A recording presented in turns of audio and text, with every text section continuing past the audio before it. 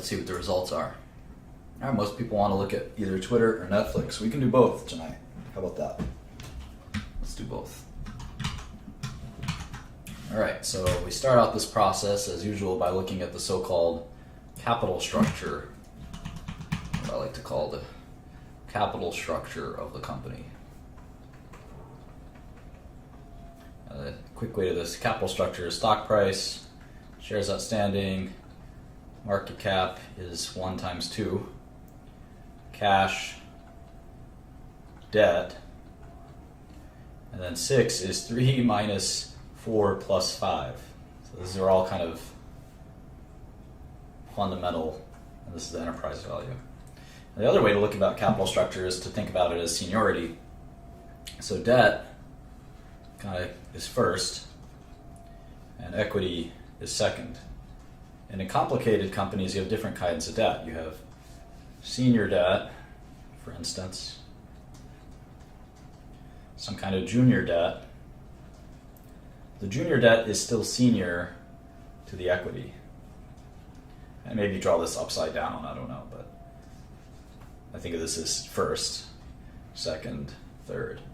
In bankruptcies, these guys get first dibs, and then these guys could sometimes even get completely evaporated. 6 is, let's see, 3 minus 4 plus 5. Market cap minus cash plus debt equals enterprise value.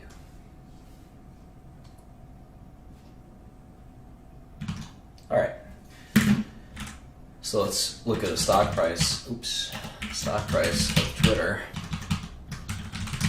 is $16.70. I wonder how many shares outstanding they have. Well, that's easy. I just go to sec.gov. Click search. Type in their stock ticker.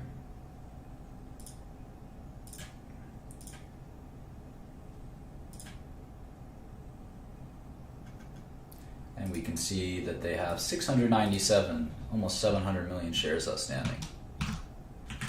I like to write the date. I'll just do it to the closest quarter end, which is Q415. So now we know the market cap immediately is 11.6 billion. And so that's like I want to call it small. 11 billion is a lot of money. Where am I going here? Best in class. All right. I wouldn't call that small.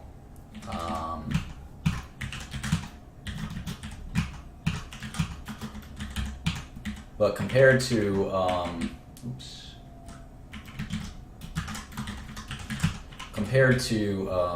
these companies with 300, like Facebook's 300 billion, and Twitter's 11 billion. I use Twitter more than Facebook, and Facebook is worth 30 times as much. Pretty crazy, huh? Twitter's even smaller than Yahoo. So we'll look at Twitter in a second. Yeah, I think Twitter will get acquired. I do. But that's a whole other story. Let's maybe I'll change my mind after I look at this stuff. So let's not jump to conclusions. So financial statements, here's the balance sheet. If any of you want to look along. I wouldn't trust the market caps you get from the finance websites. I would just do your own.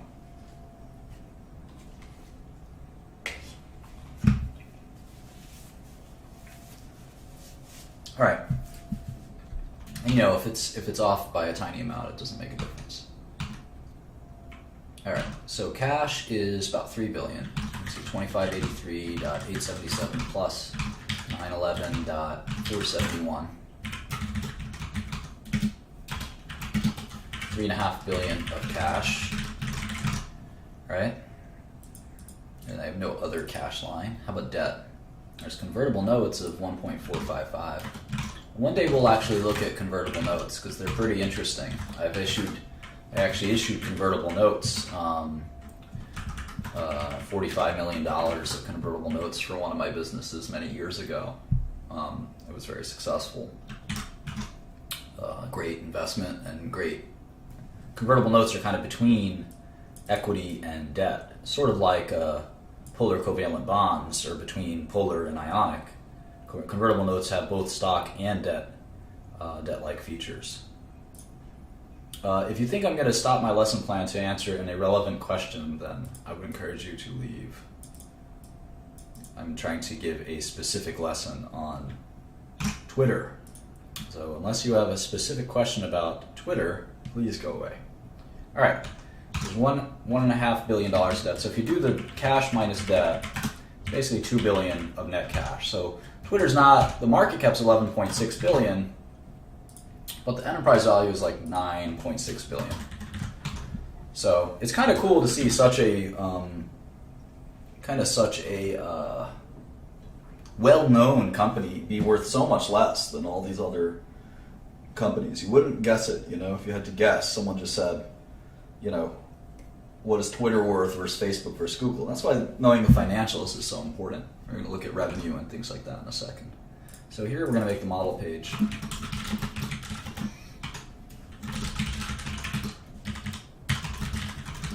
I just like to put in like the last 12 quarters, including, or just 12 quarters, some past, some future.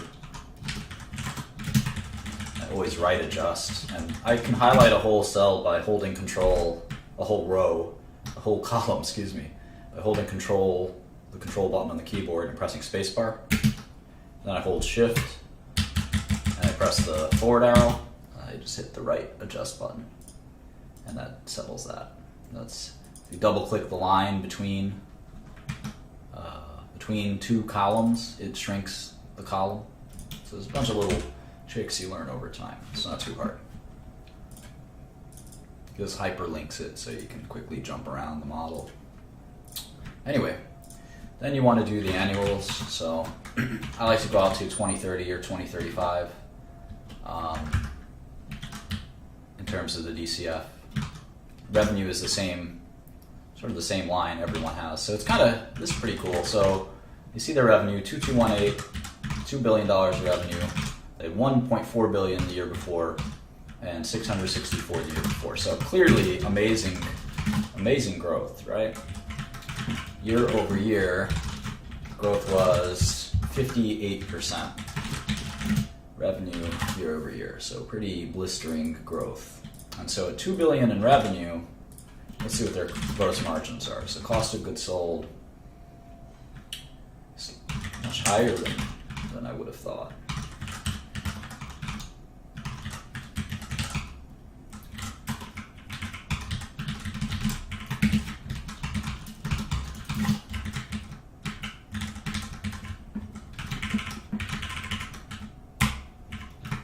Well, it's actually pretty good.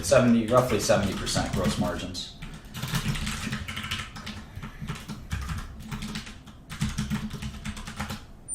So let's see, how about selling, general administrative, sales and marketing?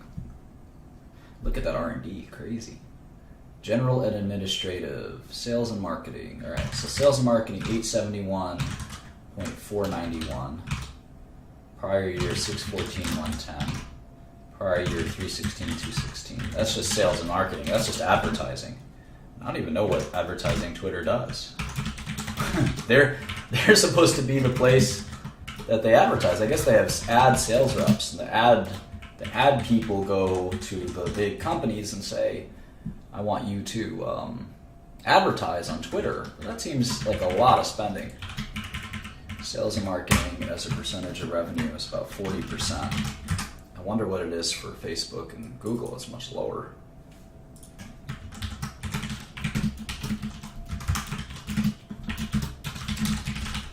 Very few businesses have that high sales and marketing percentage of revenue. G&A, general administrative, that's just like headquarter costs, lawyer costs, auditors, stuff like that, 261 million. And then R&D, somehow they spent $806 million on R&D. I don't know where that's all going. That's programmers. Basically, that's programmers. So operating costs, you can see that they're actually unprofitable. Twitter lost $450 million last year. which tells you something. All the other companies we've looked at thus far make money. So Twitter seems like they're intentionally losing money. And they have interest expense. And they would say that they're investing in their future, but I would say they're losing money.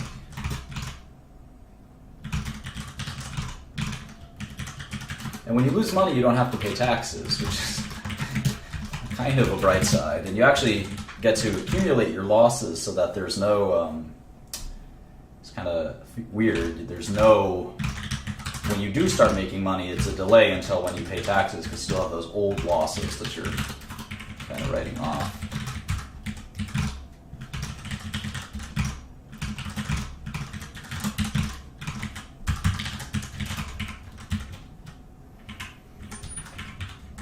Yeah, they should probably cut their costs. I would agree. But I think revenue growth is still very important, right? They're a young business, so growing their revenue, and that's good revenue growth. We'll have to look at how they're doing on a quarterly basis, of course.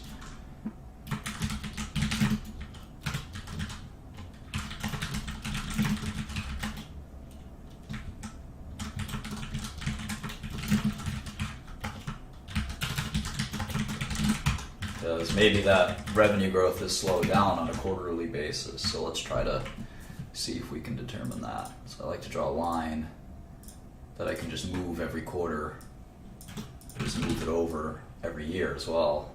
So I know what the estimated versus the actual is. That's the difference here.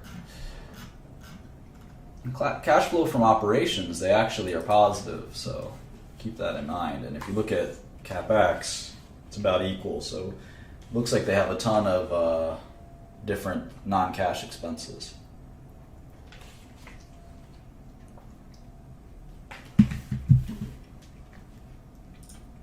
Anyway, let's look at the quarterly.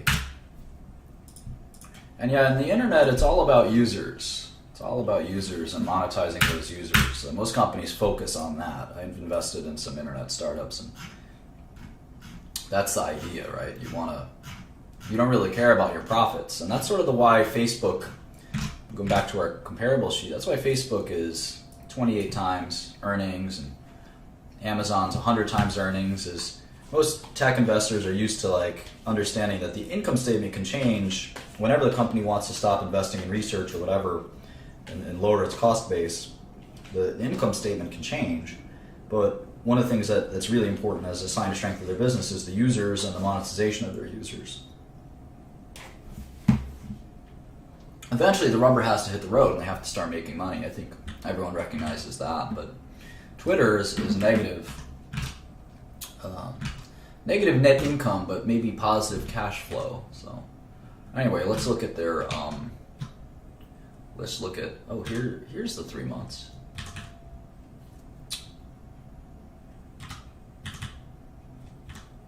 All right. So still fast revenue growth. 710 from 479. So what's that year over year? 48% revenue growth. That's amongst the fastest, right? Where's that? Last quarter revenue growth. 48%. That's amongst. In fact, that is the fastest. That's faster than Facebook. That's faster than Tencent. That's faster than Alibaba. It's way faster than any boring company like IBM, Cisco, or Oracle, or Intel. So Twitter's the fastest growing company that we've ever looked at. Yeah, this approach will work for any industry, for sure. Value investing is just valuing companies and trying to see if you can find a bargain. We're doing that for Twitter right now. So gross margins are in the 70s. Let's see how they were last quarter.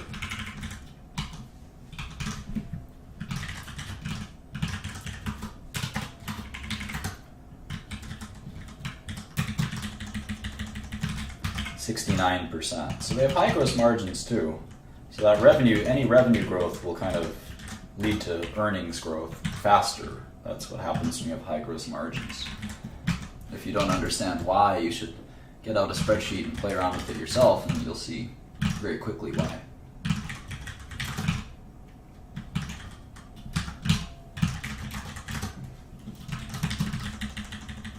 So it looks like they still lost money on at least on a GAAP basis. In Q4. I think they made money though on a non-GAAP basis. So depending on how we want to make our model, we can make it GAAP or non-GAAP, but I encourage one to keep it the same. So you see they paid taxes. Taxes are kind of a cash non-GAAP kind of construct. So they probably are profitable on a non-GAAP basis and unprofitable on a GAAP basis, which is sometimes normal when you're a growth company that's just becoming profitable.